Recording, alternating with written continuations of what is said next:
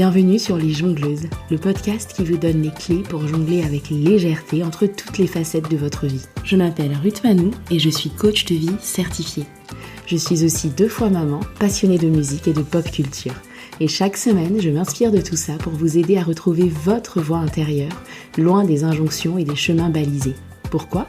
Pour que vous puissiez jongler avec fluidité entre toutes les facettes de votre vie. Je vous donne rendez-vous tous les vendredis pour un nouvel épisode. Abonnez-vous à la newsletter ou sur votre plateforme d'écoute préférée pour être notifié des nouvelles sorties. Et je compte sur vous pour partager largement autour de vous et pour laisser une pluie d'étoiles et de commentaires partout où c'est possible. Bonne écoute!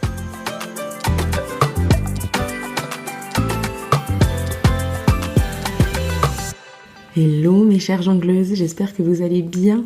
Je suis super heureuse de vous retrouver après ces quelques semaines de pause. Alors une partie de cette pause était prévue puisque j'avais annoncé un retour à la mi-octobre, mais j'ai eu droit à une extension de cette pause dont je me serais bien passée.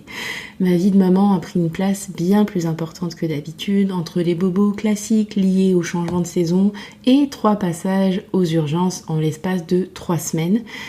Tout le monde va bien depuis, mais j'ai choisi de poser de façon temporaire quelques balles de mon jeu pour éviter de m'épuiser. Mais je dois dire que notre rendez-vous du vendredi m'a manqué et que je suis vraiment ravie de retrouver le chemin de vos oreilles. On s'approche de la fin d'année et si vous passez du temps sur les réseaux ou n'importe où en fait, vous devez être exposé, tout comme moi, aux messages qui mettent fortement l'emphase sur cette période de fin d'année. Et il y a quelques années, ces messages multiples venant de plein de sources avaient le don de faire stresser ma bonne élève intérieure en me renvoyant tout ce que je n'avais pas fait sur l'année qui venait de s'écouler. Je n'avais pas fait de plan, je n'avais pas suivi mes résolutions, je n'avais pas préparé l'année suivante.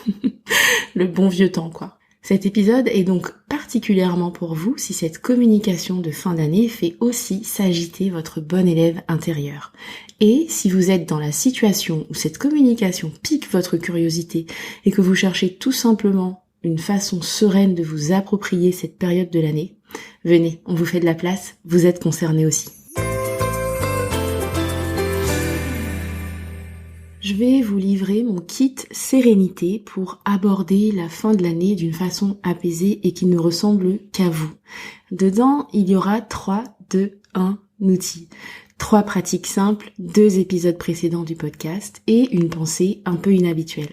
Après l'écoute de l'épisode, si vous sentez que vous avez envie d'un accompagnement plus personnalisé, vous pouvez réserver votre appel découverte gratuit. On verra ensemble comment on peut vous préparer une année 2023 qui ne ressemble qu'à vous, de la façon la plus sereine possible. Je vous propose de commencer par les 3 pratiques simples. Et la première est vraiment d'une simplicité enfantine. Elle consiste à faire une rétrospective des bons moments de votre année. Elle m'est venue tout simplement parce que je triais et je rangeais les photos qu'il y a dans mon téléphone. Ça m'a permis de revivre plein de bons moments en famille parce que c'est souvent les bons moments qu'on photographie et ça m'a fait un énorme boost de gratitude et de bien-être et c'était vraiment bienvenu après les moments stressants de ces dernières semaines. En fait, la vertu de faire ça, c'est que nos cerveaux humains se souviennent plus facilement des moments difficiles que des moments heureux. Et le fait comme ça de choisir consciemment, de se remémorer, de consigner et de repenser au bon moment, c'est un super moyen de diminuer les effets de ce biais de négativité. Donc, pas d'hésitation, ressortez votre téléphone, votre appareil photo, triez vos photos, imprimez-les et revivez ces bons moments. Ou tout simplement, si vous ne prenez pas beaucoup de photos, reprenez un agenda et notez les bons moments que vous avez passés, les sorties entre amis, les repas en famille et autres moments conviviaux. Juste notez-les et repensez-y, retournez-y en pensée. La deuxième pratique va consister à mesurer le temps. Et là, je vous partage un des secrets de ma bonne élève intérieure. Sur mon ordinateur, j'ai un fichier Excel qui me permet de suivre pour toute l'année tous les événements liés à mes différentes balles de jongleuse. Dedans, j'ai mes rendez-vous clientes, les dates de sortie de podcast, les vacances scolaires ou encore mes dates de partiel de psycho. Et pour moi, c'est précieux parce qu'en fait, cette pratique-là, c'est la réponse parfaite à mon envie de toujours faire plus. Ce fichier me montre à quel point ce que je fais déjà est énorme. Et c'est aussi ma garantie neutralité. Je vois de façon factuelle et sereine mes échéances, mes réalisations ou encore les jours où j'en ai fait moins parce que ma santé ou celle de mes enfants était moins bonne que d'habitude, par exemple. Donc, à votre fichier Excel ou Notion ou n'importe quel autre outil qui vous permettra de vous lancer dans la mesure de 2022, dans une logique de rétrospective et dans la préparation de 2023, dans une logique de préparation si c'est ce qui vous parle. La troisième pratique est une invitation à commencer maintenant. Toutes ces bonnes résolutions, ces intentions qu'on garde souvent pour le 1er janvier, par exemple, mieux prendre soin de soi, de sa santé physique ou mentale, commencer le sport, être plus organisé, peu importe ce que cela veut dire pour vous et toutes ces bonnes pratiques, toutes ces bonnes intentions, prenez l'engagement de commencer maintenant. Vous pouvez en choisir une ou deux et commencer maintenant. Le seul moment que nous ayons réellement, c'est maintenant. Alors commencez maintenant. Le fait de faire ça, ça va vous retirer de la pression sur ce début d'année et vous donner confiance en votre capacité à relever n'importe quel défi. Choisissez quelque chose de simple et commencez maintenant. Si vous avez besoin d'un petit coup de pouce pour savoir par quoi commencer, je vous renvoie à l'épisode 4 du podcast. C'est justement un des 2 épisodes du podcast que j'avais envie de vous partager pour apporter de la sérénité dans cette période. L'épisode dont je vous parle s'intitule « Construire votre vision » et dans cet épisode, je vous guide pas à pas à ébaucher une vision pour vous-même. C'est parfait pour cette période qui est souvent consacrée au bilan et aux projections dans le futur. Et en parlant de bilan, d'ailleurs, je vous renvoie à l'épisode 22 du podcast dans lequel je partage un outil idéal pour faire le vôtre.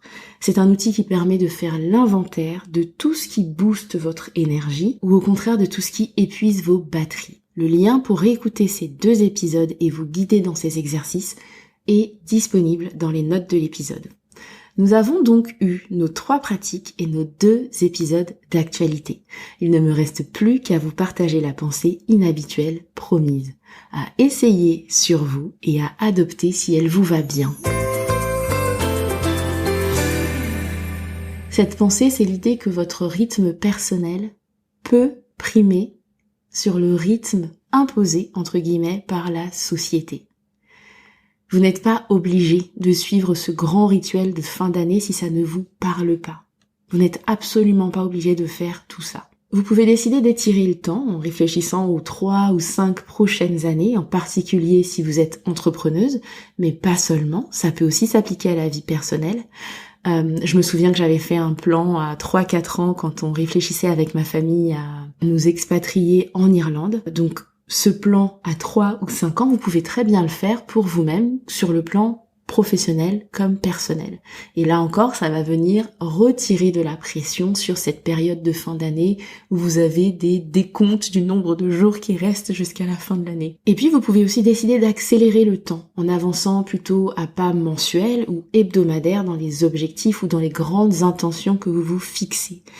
Vous pouvez décider de planifier votre année à partir du 1er janvier 2023 et vraiment, j'insiste là-dessus, vous pouvez aussi décider de ne rien faire de tout ça et d'être simplement intensément présente dans chacune de vos journées. Mais peu importe votre style, apprenez à le maîtriser, apprenez à décoder votre rythme personnel et à l'incarner avec puissance et sérénité. C'est ça votre super pouvoir pour aborder sereinement cette période de fin d'année.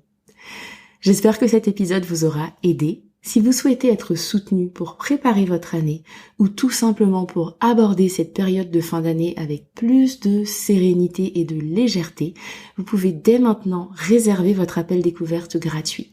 Le lien est disponible, comme toujours, dans les notes de l'épisode. Je vous donne rendez-vous vendredi prochain pour une conversation et d'ici là, prenez soin de vous.